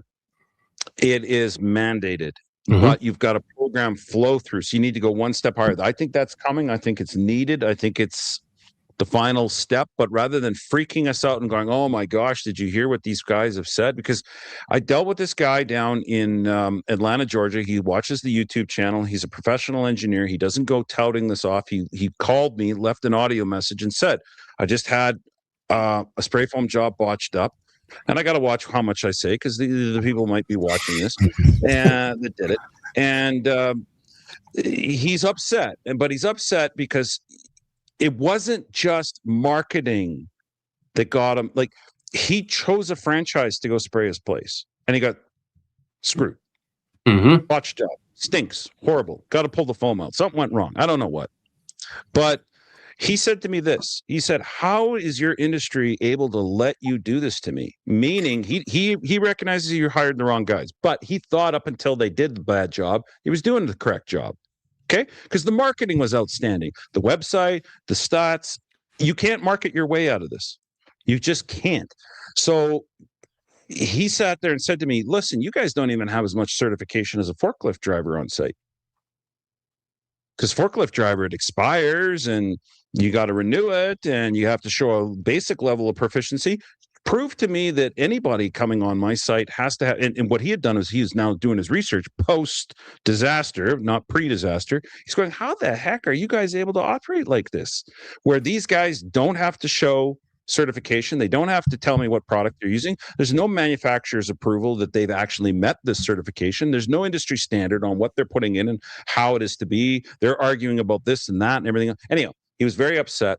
And he said, "How did this ever come to be that you guys are operating this way as an industry?" And I said, "Listen, we're working on it." Now, I don't see that in an arrogant way, like I'm the industry's savior. I'm not. I'm saying just as a person who's out there with a channel and influence. Bill and John, you guys have got major influence. That's why we're having this meeting here tonight. Get a meeting of the minds and say, what's wrong? We know it's wrong. We know it's broke. So that when we start implementing this and see these things coming down the tracks for us, we're not freaked out. We say, yes, I agree with this. Yes, this is a good idea. And I mean, point number 4 that I made, you fleshed out point 3, which is third party. Third party, I think there needs to be minimum hours. There needs to be an apprenticeship program. It should be a 2-on-1 so you can grow the industry, maybe even a 3-on-1. But whoever is the certified installer is going to be signing off and putting their name to those other apprentices underneath them. Okay, so they will be absolutely, utterly held responsible for the foam that is being sprayed. So all legal ramifications. I think a one-on-one training is going to choke the industry. I think that schools need to be opened up that can do more than just do a little bit of spray foam on a cardboard. No offense, but that's worked up until now. I think people can take inspiration from your spray foam competition and set up some very practical ways of spraying hot, cold, air condition the building out, freeze a wall out, spray it, see what happens when the foam doesn't work on something cold, wet, all of it. And then 4th point that I brought up is continued education. Now, on certification, I think it's renewed. You can lose it. And if you're not going to follow the rules, not keep up on your insurance, not be doing the things that you've signed, the agreement that you've signed to be certified on, you're not going to sign it, you can pull and lose your certification. Without teeth in the industry, we've got no program. So you have to be able to lose what you achieved. Would you agree? More. Absolutely. You have to be able to pull them. There has to be consequences if that much effort's put in to actually straighten things out. There has to be consequences. Well, I mean, but not just that. I mean, we're all of us on here. We're advocates of accountability, right? That much is clear, right, Stephen? I mean, you got to be held accountable. Otherwise, anything that we put in place, anything the SPFA puts in place is not going to hold up. But with accountability, to make that truly work, like I said before, you have to understand the economics of things. So we believe in accountability through incentivizing and creating incentive programs to make sure that the people that are doing the right things are being held accountable and are winning because of it. And also kicking people out. And also kicking people out and penalizing the ones that are not following suit. Yeah. Let me spin back for a second. Bill, earlier, and John, I fully agree with the conversation up until this point. Bill, a few minutes ago, you mentioned a word that completely and utterly tends to get my dander up, and that is the word commoditized. That has been either thrust upon us by others, or we've done it to ourselves to commoditize our industry. John Fleshner kind of popped up his comment on the screen a second ago. He's stealing my thunder on this one. Thank you, John. But as long as we behave in a manner that allows us to be commoditized, and we act as a trade and behave as a trade and not a profession, then we will get what we deserve. That's just the way it's going to be. Mike, earlier you mentioned about government invention and it's coming. While I agree with you on that, the train hasn't left the station yet, meaning that we have time. We, the industry, have time. Here's what I've said 100 times. I'd rather we put the rules in place, we, the industry, than them. And I don't know who them or they are, but they and them don't have our best interests at heart. And I think it's our opportunity to do this thing. I don't know who this thing is being done by. The Sprayfoam SPFA, the SFC, they combine, they put out a little splinter group between the two, and they do this type of activity. I don't know. And then back to Mike's comment about spraying on cardboard, and that's your training. 100% agree, because how often do you get to spray on cardboard? Yeah, never. Bill, when you and I talked back in January about the Blue program, I don't want to give too much away about our conversation. We had like a 5-hour conversation one day. It was a mega long, beautiful conversation. And I had mentioned that company called Everblue. There are companies out there who do training. They're tech schools, but they're not a college, but they're a tech school, and they have 25, 30 locations throughout the country. Those would be wonderful trade places to go and be able to have spray foam application, the different levels of this thing, being able to be trained by people who are educators, which I think is an important distinction, because I've said this before. If you're a good football player, it doesn't mean you're going to be a good coach. If you're a good football player, a good coach, you may not be a great commentator, but there are people out there who do these things very well, and let them do that. And if you're a training organization or training school and you do it very well, let them train. I mean, as much as we want to do it, let's provide the information that they train to, but let them do that. Obviously, we would want to make sure it's all being done properly. Absolutely. But I think we're trying to overthink certain parts of this, and it doesn't have to be incredibly complex. Occam's razor comes to mind. Just sometimes the simplest methodology works. I said the same thing about it being complex. It doesn't have to be complicated. It just needs to be effective. And that might be easy. We might have enough resources in this industry right now to put this together quicker than we think. We do. I'll bet you with $3 we do. I think so too. Mike. I think it's all there. It needs to be organized, right? People need to be able to kind of categorize it and put it in a manner where you let the free market system do its thing. If you put together a well-designed, standardized training, someone's going to create a school. The trade schools could adopt it, but you just let that someone's going to want to make money on that and put the right people in place to grow it. I think I've said it before and make you guys uncomfortable. I think that's the destiny of spray foam worldwide, not to take anything away with what you guys have built for the last 10 years. Okay. I just believe that you've already got all the infrastructure in place with all the connections in place to operate and put in the best training academy in Minneapolis, because it's an international airport. You can get in and out of it.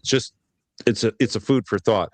I don't want to open a training academy. I mean, I started Thinksprayfoam only so that we could get offline and have somewhere else to go that wasn't LinkedIn, Facebook, and all the open platforms. That's the only reason that I opened it up. And it helps fund the content creation that we are constantly dripping into the industry. And I think point number 4 that I brought up at the show has validity too, since we're into it now. And then we're going to hit point 5. 5 is the big one. If you've stayed this long on the program here, got almost 160 people listening to us. My prediction was 200 tonight, so that's pretty good. We're almost there. Point number 4 is continued education. We can't just stop at you got your ticket and your way you go. I think core learning credits is necessary. We'd spawn a huge spin-off industry within our industry that you now need to come to the table with 5, 6, 8, whatever we determine the number to be. I don't have an answer on this. You got to go out. You got to get a building science course, a customer dispute resolution course. Sure. I don't know all of the factors of what would constitute, but there would be something. People like Tom Harris or even Stephen Davis can have a subcommittee group a consulting firm to offer, all right, here's your core learning credits, even a more advanced one where you'd come out and do something hands-on like an ABBA course, doing membrane, properly installing SA. I know those things already exist. I get it. It's just, you said these things are already out there, drawing on them. Okay, put out the core learning credits, and you can't come back for recertification without getting so much of it for next year. What are your thoughts? I agree. You have to continue. It's an ever evolving industry as it is. Like, things keep coming in, more information comes in. We're kind of a baby in the grand scheme of things, where you have to have further education. You have to have the ability for people to continue to prove that they remember that knowledge and gain more knowledge. Yeah. And I want to touch on what you said about Sprayfoam Worldwide doing the training, because you might talk about that. And I didn't dismiss it. I actually think that you're absolutely right. And this is what I would say about that. It actually is happening. It's just not happening in the manner that that where Sprayfoam Worldwide is the brand. But when you look at the SPFA today, and there's some strategy to this, there's been a lot of conversations over the last 5 years, even 8 years, amongst the OGs that helped build Sprayfoam Worldwide, where it's like, when you look at the industry and you look at the trade association and you look at the potential of this industry, it's like, we got to do something, man. It seems like there's some people asleep at the wheel. And, maybe it's, again, the natural progression of a growing industry, maybe not though. But the right people were put in the right place. And when you look at the SPFA today, and this is where I came to that realization, and I called John and I'm like, we're not moving forward on Blue Verified, because it's going to hurt these people, and it's going to hurt the brand of the leader of this industry. And we have to let them lead, because it's just a collective of all the people that helped us build Sprayfoam Worldwide. Literally, when you look at the leader, you have Corey Pepin, who's now the president, Brandon Yoakum, who's the vice president. Both are admin in Sprayfoam Worldwide. Ken Wells, who was the past president, who literally told me when he signed up to do the presidency, when Bonnie Strickland brought him in as VP, we had a conversation, and he said, I'm going to give it 2 years. If the SPFA, if I can't straighten out the SPFA, we're going to go a different direction. Whatever needs to be done, we're going to create a leadership in this industry. Ken did straighten out the SPFA. Now, their reputation hasn't caught up to him yet, but I believe that it's going to. But when you look at and then you get into the membership, the Karens, the Matt Modders, you go through the membership, and it's all Sprayfoam Worldwide OGs or admin that are making up the SPFA. So it's like, SFWW is going to 100% get involved in this training that they're going to put together, because it's all the people that helped build Sprayfoam Worldwide to begin with. I don't care what brand puts it out and labels it, as long as we get the results. So, and I've already given Corey and Brandon and Ken, all the guys at the SPFA, our full support. You have our entire support on whatever endeavors you guys take on. If you guys are willing to get in the fight, we're willing to get in the fight and put our might behind it. So in one sense or another, it's going to come from Sprayfoam Worldwide. It's just the people, not the brand. And it's nothing new. I mean, since 2022, one of our strategic goals with Sprayfoam Worldwide is to try to funnel as much interest and participation in SPFA as possible, membership and certification. And we've been doing that. So, we can easily sit here and talk and not walk, but we have walked the walk. So we've been doing that strategically. And, I think it was, somebody said at the Carnival panel discussion, I think it was like 35 new membership signups for the SPFA per year, up until just in like the last 5-10 years since 2020. And just this year alone, from January until now, I think they're at like 130 memberships. So we've made an impact, and that starts with culture. And, it starts with, collaborating and having a shared mission. And that's why we always say, like, an industry united cannot fail. Yeah, which leads us to the thumb that's going to hold everything together. Now I'm going to start a major discussion, but this is going to be devoid of branding. Mm-hmm. If anybody has trusted me for the last 9 years on Spray Jones, you need to trust me now on what I'm about to say. We, as an industry, have got to embrace digital proof. Forget accurate dynamics for a second. Ford, Chevy, Dodge. Mm-hmm.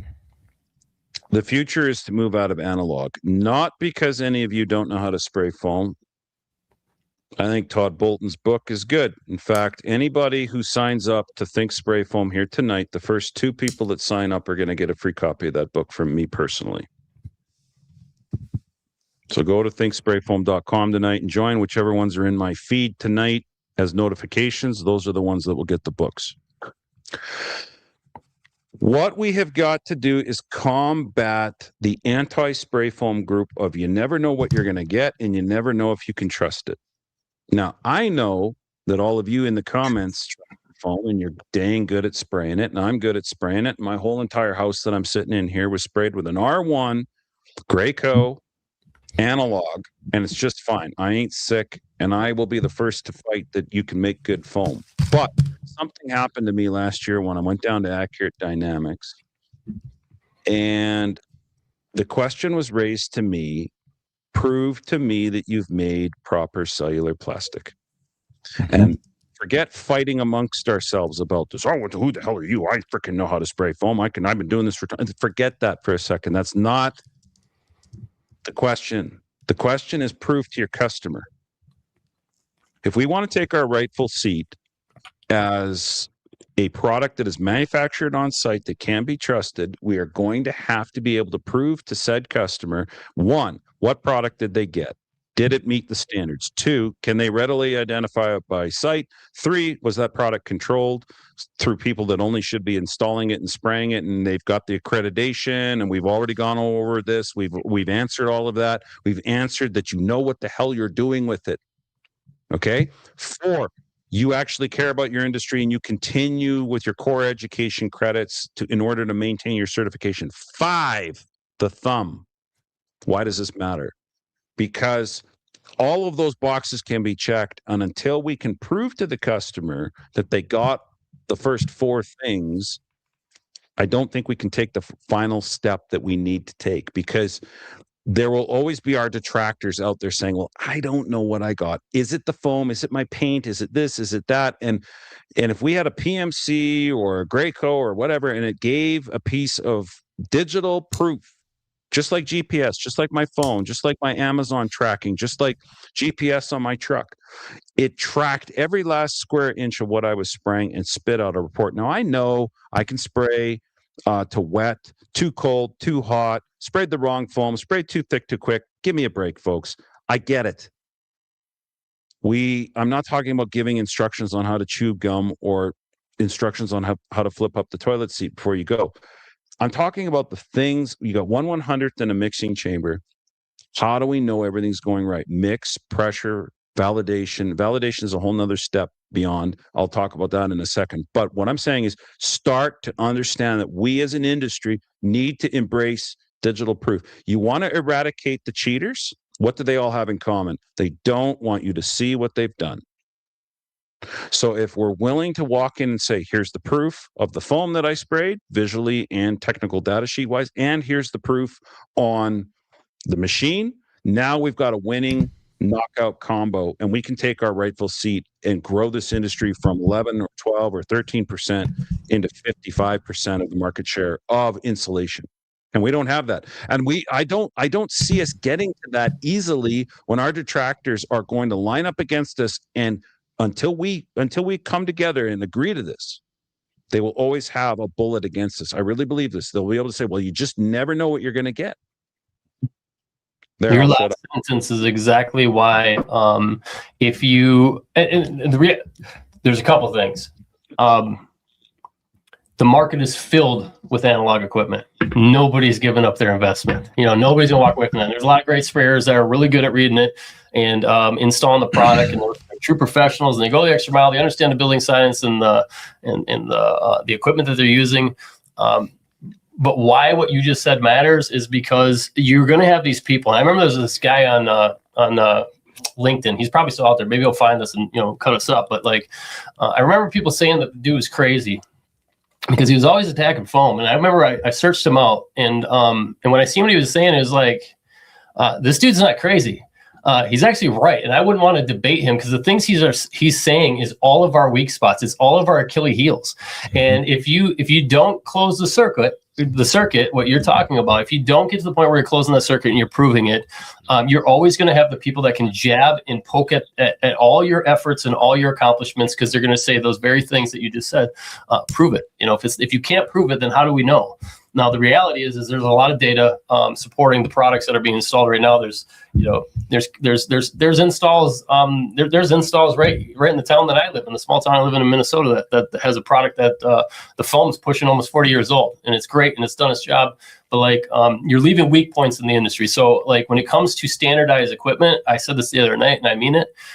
We have to start having serious conversations about that. The beautiful thing about all of this is we're there. We're there. We have the leaders. We have the experience. We have the track record. We have the knowledge, and we have the equipment. There's multiple brands that offer that equipment. And the other thing is we have the free market system. The capitalism system is going to it's when enough of that's in the market and enough people are winning because of the marketing that's going out and educating the consumers, more will follow suit and more of that equipment will come in. So you aren't going to find an argument with me.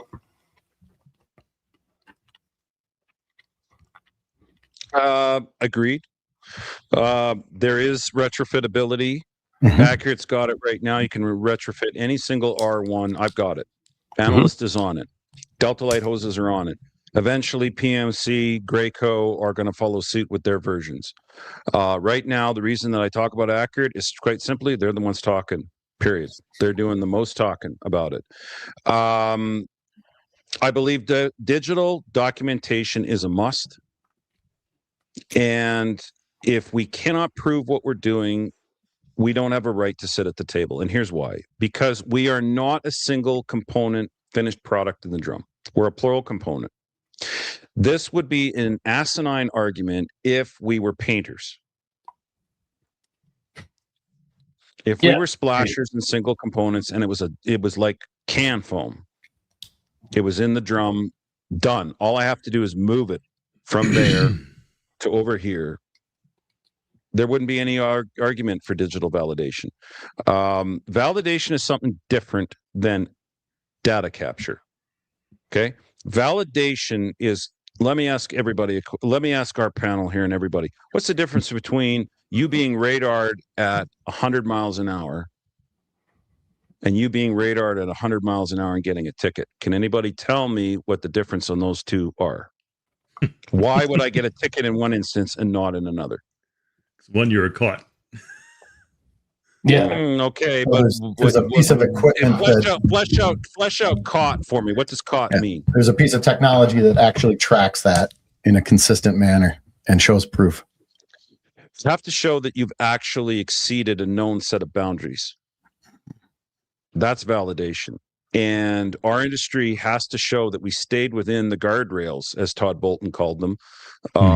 Did we exceed the parameters on install? Now, we can do a whole lot of things on too hot, too cold, too wet, too windy. You should have been spraying today. Okay, fine. Environmentals can all be recorded, and we can do that with whatever, eventually body cams. But I'm not talking about that. I'm talking about what went on in 1/100th of the mixing chamber, because our product has to mix properly. Get this into our heads for a second. There's not a dashboard or a high-tech piece of foam-injected plastic being made today that doesn't have some way of tracking what was going on when they were doing the injection molding. They've got the data. They got the telemetry data. So that's what they're doing inside the factory. I believe that's what we have to do out in the public sphere. That's how we shut down Little Miss Can't Be Wrong, who's got a TikTok account with 80,000 subscribers and tells us that spray foam can't be trusted. Well, I mean, even with that, I mean, culture is a big one for me. Like, it's beyond training, it's beyond equipment. You still have to find culture. And I've always been one that said, like, certification doesn't mean shit to me. And I don't care what industry you're in. If it's Friday, you're in an attic and it's 95 degrees outside and 140 inside, character is a factor, and certification isn't going to compete with that. And if you can get enough good people to have that kind of influence on the culture of what type of person are behind the gun, that's going to go a long ways. Because even with the technology you're talking about, even with the equipment, well, what was the substrate? And what was the parameters in which you were doing it? And where is that being measured? So like equipment still only gets you so far. You need to have, and you need to have really good, well-meaning, honest people that are behind that gun, and there's a lot of them. But then there's some people that are questionable, and I want to create the separation on, who's honest and who's not. Absolutely. And here's the thing: people who want to cheat will not do validation. No. Or certification, or further education. What do all cheaters generally have in common? There's several things they have in common, but what's the major overarching thing that most every cheater has to do? They don't want, they don't want any light on what they've done. For sure. Absolutely. Right. And I think the fast thing, if we've got equipment out there that can record it, you're going to behave different. I was in the trucking industry before I went into spray foam. We had a situation where we had to haul heavy weights on secondary roads, and we had to record it. And boy, did the old drivers hate it. In order to get the permit to haul primary weight on a secondary road, we had to record our logs, our trip, okay? Mm-hmm. And it had to be done with a tachograph. And the tachograph couldn't just be thrown in for the 20 miles that we drove on that secondary road. It had to be the whole entire trip. And that's when the drivers realized, wait a second, they're seeing how I'm driving to the shop, I'm back again, I'm speeding, I'm not speeding. And there was a big blowback with the drivers because they realized for the first time I'm being recorded. I had this spray foam, the coatings people here were asking me, doesn't Mike have digital foam and coatings? Yeah, foam and coatings. Here it is. Doesn't Mike have analog equipment that has been converted to digital proof? I sure as heck do. Now, here's the thing. I got an R1, still have it, still using it. It was a 2010 built with old-fashioned externally heated hoses, wraparound hoses. And it's got an analyst on it, which means it doesn't control anything. It just analyzes. It's got flow meters on it, inlet pressures, inlet temperatures, all of these things. Nervous when I first got it as to what it was going to show, but it has held me and my guys to a higher standard because it's like, guys, I don't care how it feels today. You need to go in and check that machine out and make sure everything is in the greens and then go ahead and spray. I'm not going to have you spraying and you recorded a foul up all day long. So it just instantly adds honesty to me. And by the way, this is a machine I can't doctor, I can't change, I can't turn certain things on and off. And I get the report emailed to me at the end of the day. And I've told my customers, and I will continue to, when you get your invoice, you will get that proof. Mm-hmm. You will get that proof. And that sells work. You want to talk about real separation? Up until now, not having a product that all looks the same, optional on PCP, optional on training, all you've got left is marketing. Mm-hmm. So the only way I see as an industry, and this is an accurate sales pitch, this is an industry rally call. This is a clarion call that I'm putting out here right now because I want people to own it. I want people to start hashtagging future proof. Proof not promises is an industry rally cry, as well as the spray foam proof of the industry. We've got to go this way in order to, hashtag proof spray foam, future proof spray foam. We've got to go this way to take our rightful final seat and be able to push out our detractors and our naysayers and show that we are a trustworthy product. It works and you can choose it, trust it, policy can be built on it, and then we underpin the insurance industry because now they're not going to get freaked out because we've taken those steps. I've said it before about the insurance companies. They should be allies of ours. They should be some of our biggest marketing allies because foam also eliminates a lot of liability for them. And if they fully understood good quality spray foam with good quality companies, how much money that's saving the insurance companies, they would want to do marketing for us. It's just, we got to get our communication right. We got to get our allies lined up. And but I do think that all the pieces are there, including the equipment part. Like all the pieces are there in this industry right now. And it's like, if we can pull our resources together, if we can put our ego aside and let the SPFA lead and get behind them, and we could get the people in the chat, the people in our group, within your network, the good companies who are pot committed to this industry, to start supporting the leaders of the industry who are actually going to take bold steps to make these corrections. If we can pull these resources together, I'm optimistic again, because I really think that this can be corrected. And when the government comes knocking, they will, whether we want them to or not. When they do, at state or federal level, or when shit hits the fan because something major happened, we can at least start to point to this group, this collective. If it's 1,000 people or 5,000 people, not with these people, not with these systems. This can be done if people come together and actually start to put their money where their mouth is, put their resources, pull their resources, and start to move as one. Bill, that sounds like a grassroots rally call to me. Yeah, it is. Yeah, and as I mentioned before, we can do this or they can do this, and I think I'm really leaning heavy into we need to do this because who knows our industry better, and an insurance regulator or something, or people in the industry. I think we know a whole lot more than they do, and this is a great time for us to start having those kind of conversations, and not just have the conversations, but put things into action. Mm-hmm. That's why I wanted to meet with Mike.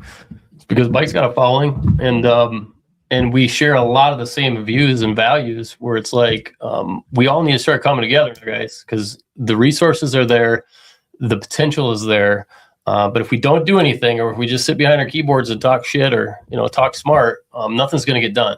But if we start to actually have conversations and then put action behind it, and if the people that are out spraying every day can find real value in the leaders, the SPFA, and start moving towards that and driving their energy into that, we can actually make a change. And then when that change comes full circle, and those regulations are coming, whether we want them or not, there's something that we created that could be adopted, and it's not so aggressive and painful. And I don't think it does. I don't think any of this needs to be painful, and I don't think any of this needs to be difficult. It's going to take a little bit of time. It's going to take a shitload of money. So when I had these conversations with the SPFA, the one thing that I said was, I'm going to keep my focus on the money, because I already believe in these people, and I believe in the people that are in the chats because of the same Todd and Mark. These these people are Doug. These are all people that are part of the SPFA already. Mm-hmm. But it's going to take a monumental amount of money to put this together the way that it needs to, and to market it in a way that the right people are becoming educated that there's a difference. So my eyes on the money. How are we going to create the money, and where's that resource going to come from? You just start saying this is going to be the new way. And see, here's the problem the industry's got. Okay, let's back up a second. Graco and PMC both have flow meters. Yes, they do. Good. Start with agreeing that we need flow meters. Resolution is what's going to matter, folks, because I'm going to bring up a can of worms here right now. Court admissible. You want to be able to prove what you're doing is correct, you're going to have high enough resolution that you can go into court. And there's certain thresholds that need to meet that. So make sure that your flow meters are doing it. Everything Accurate's doing is to be able to go to court. Major problem is the industry lacks profit margin to fund the progression. You know what, folks? I'll tell you straight up. I can sell more work with this than I can without. And if we start to recognize where's the separation coming from on the guys that don't want to do the right thing, listen, I'm calling on the industry to start to embrace this. Why? Those of you who are mature, been around for 10, 15, 20 years, you don't need to spend $100,000 in order to upgrade. You don't. I'm doing it right now. You can be upgraded for $5,000, $6,000, $7,000, $8,000 a machine to go digital. You can. The technology exists to prove what you're doing today, tomorrow. Okay? So it's not super huge investment. You can sell enough work, one job, two jobs off of that otherwise they wouldn't have trusted you, pays for the equipment right there. But I'm asking those of you that can be a little idealistically influenced to lead our industry. Why? You want to push out the chuck in the trucks? This is how we do it. Third party, dyed material, access to the material, and finally the actual proving it on site. Now, Bill, You said you want to take the industry in this way. I'm making an invite. You invited me down to Minneapolis. I'm inviting you. Mm-hmm. September 2nd, I'm having an open house. We're doing a spray foam demo day. We're going to invite architects, engineers, building inspectors, everybody. We got Accurate, we've got Suprema, we got Tom Harris, we got a whole bunch of people coming up to where I live. I'm inviting you. You paid for my hotel, I'll pay for your hotel. You come on up, see what we're doing, and be a part of this event that we're going to be doing, where we're going to be showcasing how you can spray foam, prove it, and earn the trust of all of these people. And you can see how we're doing it and take it back with you to the people that you're going to spider web out to. Likely will show up. Very good.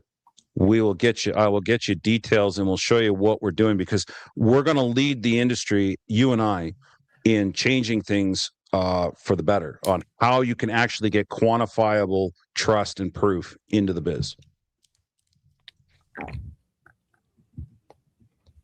So where I see things going in sort of wrapping up is that if we can't take the final step of proof, all of this doesn't finally land as hard as it needs to. Certification is great, but the final step is to say, look, a qualified product, a qualified person. It's kind of like, you guys like movies. You haven't seen it, Stephen. Have you guys seen Shawshank Redemption? Oh yeah. Bill, have you seen the Shawshank? Oh yeah. Okay. You haven't seen that?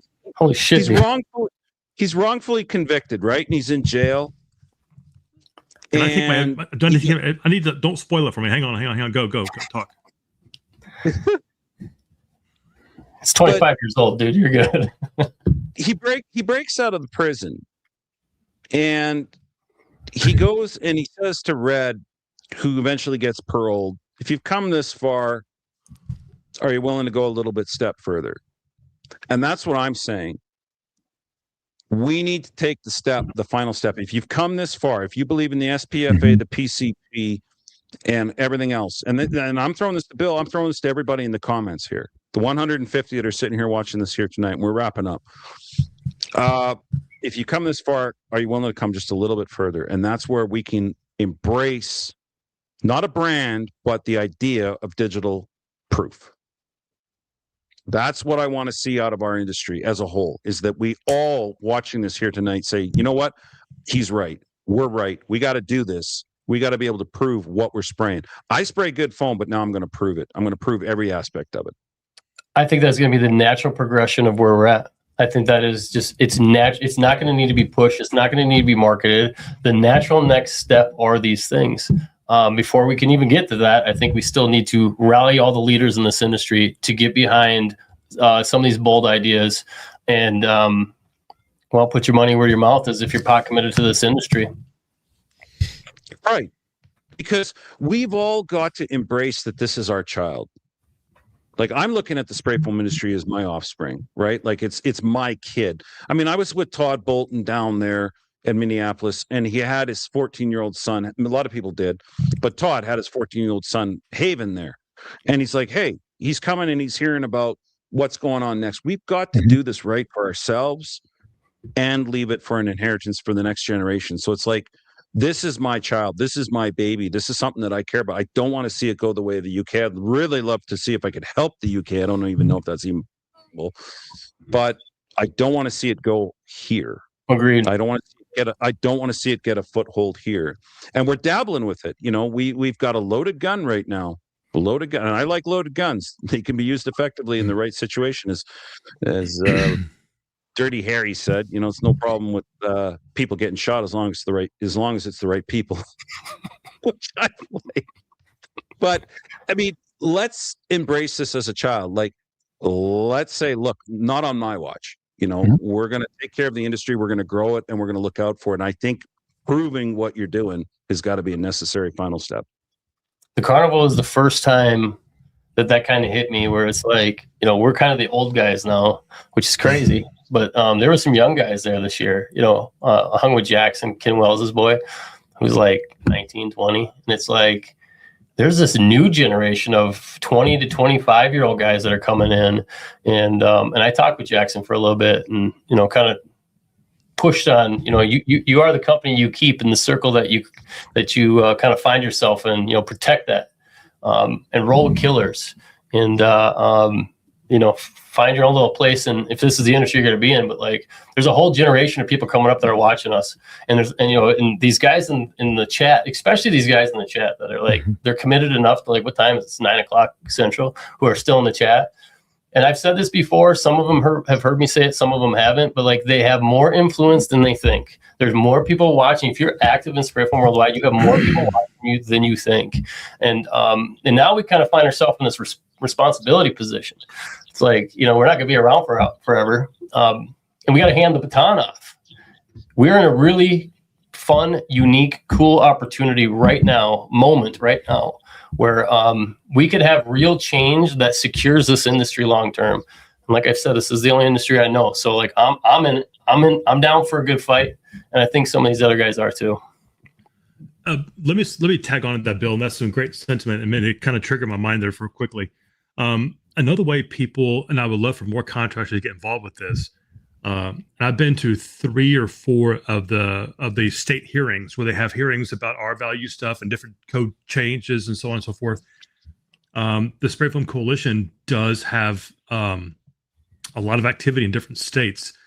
And while it's important for manufacturers to show up and kind of help kind of carry some of that load, the local contractors, the local business people, the local distributors, anybody in our ecosystem to show up, that's the ones that make the bigger difference. If I flew up last year when I was working for Quadrant, they were good enough to send me up to Minnesota when we had the thing at the state capitol.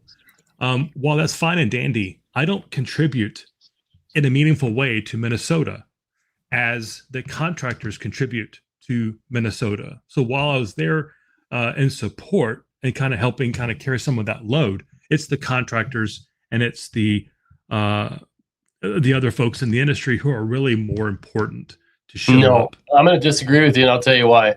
We are so busy running our company. I don't have time to understand the bills. I don't have time to understand how do I write an email. It's guys like you that help us, Well, so the letter writing will be assisted, and showing up. You'll get like you get. Like Wyroni and his team will give you 4, 5, 6 talking points. Just say 2 or 3 things, whatever. But really, it's more of, I'm here, stand up in the back. I'm here, and I would like to say that I am for this or whatever. And then you're done. You don't have to go testify, that kind of stuff. But showing up is incredible. It's very impactful and powerful. Absolutely. If you have, like the 19-year-old kids, if they have some time that they can do this, it's a great learning experience to watch how government works or doesn't. Send them on behalf of your company. You mentioned somebody's 19-year-old son. Have them go and put on the logoed shirt.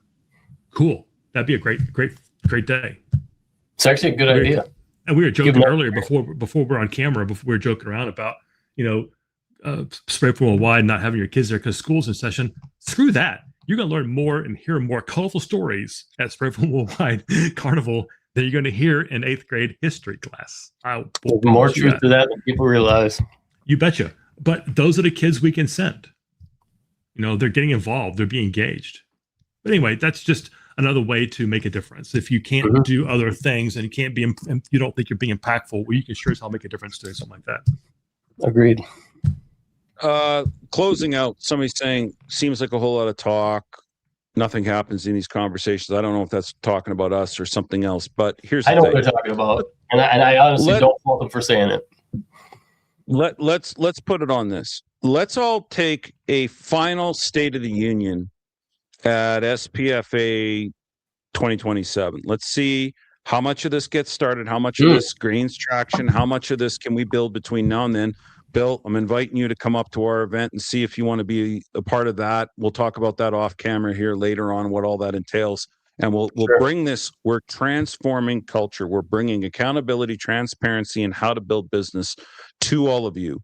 And let's see how much of this exactly is going to stick on the wall, and we'll keep you updated as a group. In fact, I think we're going to be having another one of these lives maybe by the end of the year before we go into Christmas 2027. We need to do another one of this, and maybe we'll do another one just before we get down there. In fact, Bill, tell you what, we get down there and we have let's do a panel. It goes Yeah, it goes well.